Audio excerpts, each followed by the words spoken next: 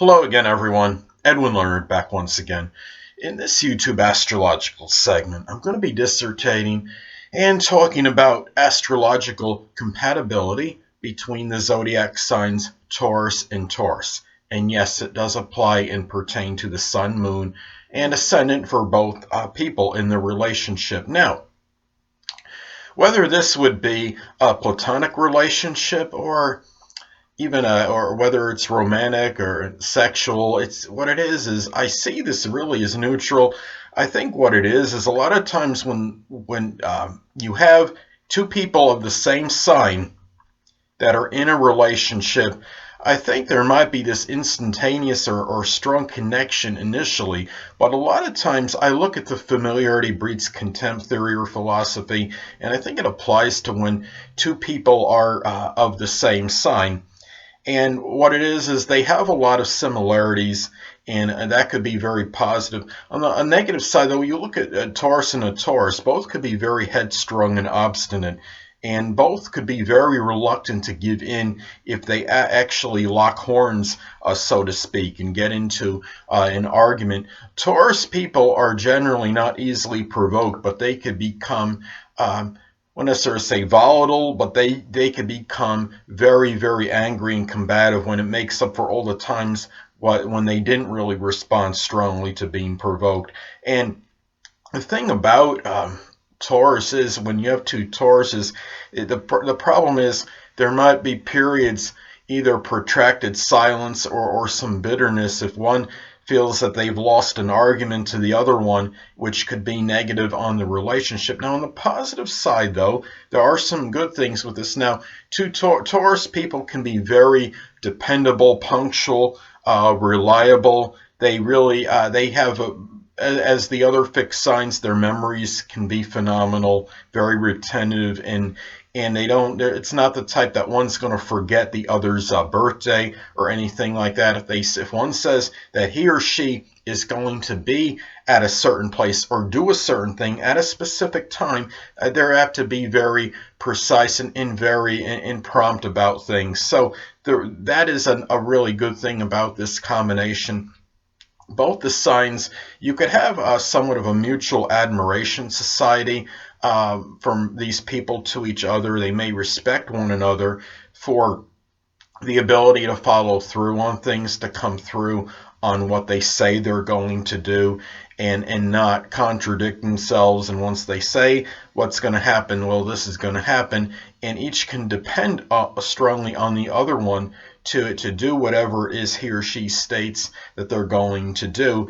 And I think when you look at this, like say from a romantic, I guess we could say the bedroom aspect, that as far as the sex goes, it could be very good for both people, because both signs could be very demonstrative and sensual, very compassionate and loving, and both go with their own methodical rate, so to speak.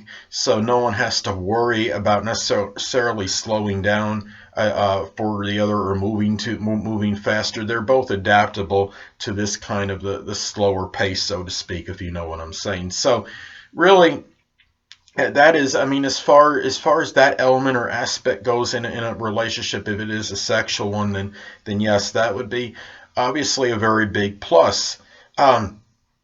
The thing about two Tauruses, though, is that they're not necessarily going to be ambivalent, because they're once they make up their mind, they usually stick to it, so to speak, to what their decision.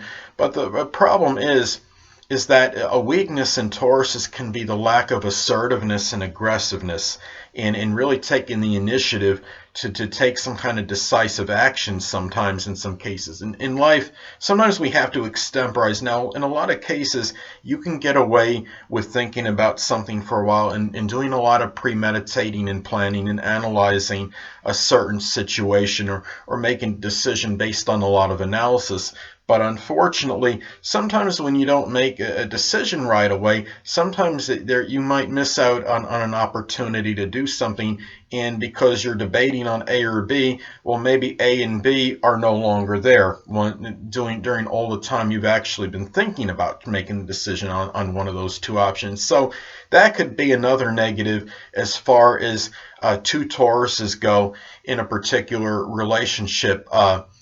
Now, another thing is that if these people are collaborating on a project, whether it's their friends or colleagues at work or what have you, or they are involved romantically, but they are doing something together to try to on some project or what have you, the positive thing is that these two people are often laborious workers, and they could get a lot accomplished together in a longer period than most people can in that amount of time. They might not get as much done in a shorter period as another pair of people working on something, but the thing is, Taurus will generally accomplish more in that longer period than most other combinations would do. Well, anyway, it's also important to look at the aspect, if any, that is made between these people, as this could indicate whether these energies may integrate well or maybe not quite as well. Well, the thing about it is, if you have, well, actually, in both instances, they're not necessarily bad, either one. Okay, let's say if you have a conjunction aspect between these two people's with their energies. Now, let's say one person has the sun, moon, or ascendant at Taurus at 9 degrees, and the other person has the sun, moon, or ascendant at Taurus at 12 degrees. That would form a conjunction aspect, and even they are conjunct by sign. I do see them as neutral as far as the compatibility, but if you have the conjunction, well, there might be further accentuation on having that quick spark, but at the same time, it could also produce friction because they're so close together. And I think it's important, especially when you have a conjunction aspect in synastry, to look at the other aspects as the tiebreakers, maybe, so to speak. I think it's important, really makes it more significant and important to delineate those other aspects in compatibility / synastry in the charts between the two people.